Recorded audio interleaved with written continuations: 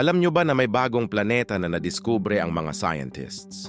At hindi lang basta Planeta 2, isa itong napaka-mysterious na lugar na tinatawag na Gylos.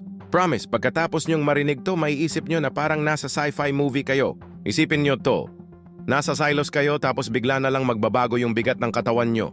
1 minute ang bigat-bigat nyo tapos biglang parang lumilipad kayo. Parang roller coaster ng gravity, di ba?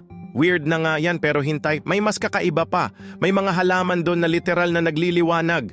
Hindi lang yan, parang may sarili silang communication system. Alam nyo yung parang Avatar movie? Ganon! Pero mas mind-blowing! Imagine mo nasa garden ka tapos lahat ng halaman parang Christmas lights na nag-uusap. Pero ito ang pinaka-interesting part. Parang may time machine sa planeta.